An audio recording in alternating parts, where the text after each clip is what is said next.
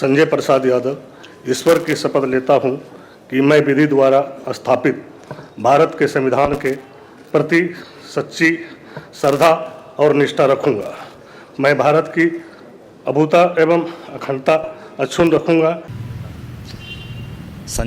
यादव जी को मंत्री बनाए जाने पर इसके खुशी में हम संजय प्रसाद यादव जी को पलामू जिला की ओर से बहुत बहुत शुभकामनाएं धन्यवाद देते हैं और पार्टी सुप्रीमो आदरणीय लालू जी को और तेजस्वी प्रसाद यादव जी को बहुत बहुत धन्यवाद शुभकामनाएं देते हैं कि इन्होंने शेर आदमी को मंत्री बनाने का काम किया है।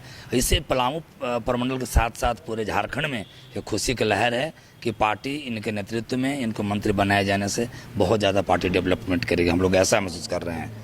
Thank you. जय लालू, जय तेजस्वी जी, जय झारखंड। डॉक्टर भीमराव अंबेडकर की पुण्यतिथि के मौके पर बीजेपी के विधायकों ने बाबा साहेब भीमराव अंबेडकर के संविधान की दुहाई देने वाले राहुल गांधी पर जमकर आरोप लगाए हैं। बीजेपी के विधायक सीपी सिंह और नवीन जायसवाल ने राहुल गांधी पर आरक्षण का विरोध करने वाले राजनेता होने का आरोप लगाया है। वहीं आयोजकों की ओर से सत्ता पक्ष पर बाबा साहेब का अपमान करने का आरोप लगाया है। आज इस मंच के माध्यम से घोषणा करता हूं, सभी भाइयों से बहनों से आग्रह करता हूं कि भाई भेदभाव छुआछूत से ऊपर उठ करके बाबा साहब के मार्गदर्शन पर चलने की कोशिश करें। धन्यवाद। बहुत बहुत धन्यवाद है आदरणीय बहुत बहुत धन्यवाद है विजय प्रताप जी। और मैं कार्यक्रम के आगे बढ़ाते हुए हम सभी के बीच में उपस्थित हैं रांची महानगर के युवा और अध्यक्ष भाई बबू साहू जी से आग्रह करते हैं। बाबा साहब अम्बेडकर को अपनी श्रद्धा से नमन करता हूं और मंच पर उपस्थित हमारे अभिभावक और रांची के लोकप्रिय विधायक आदरणीय सीपी सिंह जी मंच पर उपस्थित।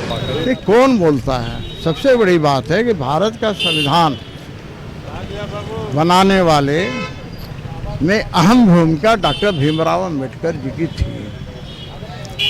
अब बाबा साहब का संविधान खतरे में है, ये कहने वाले कौन लोग हैं? वही लोग हैं जो भारत का संविधान को संशोधन करने का काम किया।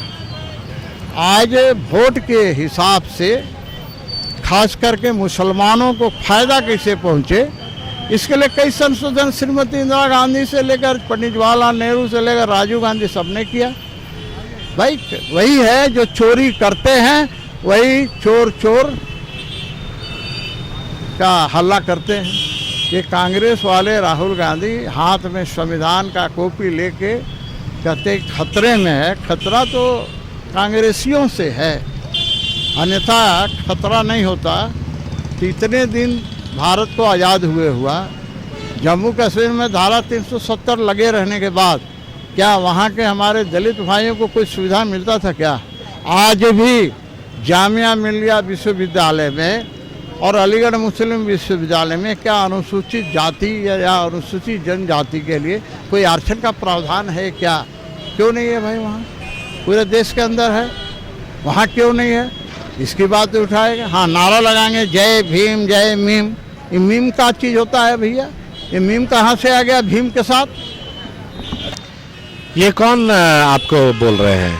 ये वो बोल रहे हैं जिन्होंने इस देश में और संविधान की धज्जियां उड़ाई। आपको याद होगा कि इमरजेंसी लगाने का काम कांग्रेस पार्टी के समय में हुआ और आपको याद होगा कि 1 महीना पहले राहुल गांधी जी अमेरिका में जाके कह रहे हैं कि इस देश में संविधान और आरक्षण पर पुनर्विचार होना चाहिए। उनके प्रदेश अध्यक्ष महाराष्ट्र के बोल रहे हैं कि आरक्षण खत्म होना चाहिए। तो कांग्रेस पार्टी कहती कुछ है और करती कुछ है, और भारतीय जनता पार्टी जो कहती है वो करती है। मोदी जी के नेतृत्व में संविधान और मजबूत हुआ है और उन्होंने कहा कि जब तक भाजपा है और मोदी जी हैं, दुनिया का कोई माई का लाल आरक्षण को समाप्त नहीं कर सकता है। देखिए, एक तरफ बहुत ही दुख की बात है कि आज के दिन ही बाबा साहेब हम सभी को छोड़कर चले गए थे, लेकिन उन्होंने जो लकीर खींचा था, उन्होंने जो समतामूलक समाज का जो सपना देखा था, वह आज भी अधूरा है। और मैं इस अवसर पर जरूर कहना चाहता हूँ कि देश में जो भी न्यायपालिका कार्यपालिका जो विधायिका है, उसको सही से संचालन नहीं हो पा रहा है। लोग आरक्षण पर सवाल उठाते हैं कि आरक्षण समाप्त हो जाना चाहिए, लेकिन अभी भी अनुसूचित जाति समाज के साथ अनटचेबिलिटी का हालात है। तो अब जब तक अनटचेबिलिटी रहेगा तब तक आरक्षण को समाप्त नहीं कर जा सकता है। मैं इस अवसर पर एक बार आज कहना चाहता हूं कि मैं आज के आयोजन में सत्ता पक्ष को भी कई विधायकों को आमंत्रित किया था, राज्य के मुखिया को भी आमंत्रित किया था, लेकिन चुनाव से पहले जो उनका जो बातें होती है, संविधान की जो बात करते हैं, बाबा साहब की बात करते हैं, और सरकार बनने के बाद या चुनाव जीतने की बात, कई आसमान जमीन उसमें अंतर होता है। तो कहीं ना कहीं ये बात दर्शाता है कि जो बहुजन समाज की बात करते हैं, जो बहुजन हितों की बात करते हैं, वो है कहीं ना कहीं बाबा साहब को धोखा दे रहे हैं, संविधान को धोखा देने के काम कर रहे हैं। जब टूटती है आस, जब थकती है सांस, जब रूठते हैं अपने, मुंह मोड़ता है जमाना, जब अंगड़ाई लेता है संकल्प, फिर बनती है कहानी, बनते हैं अनमिट निशान। देखिए मेरे साथ संघर्ष की दास्तान।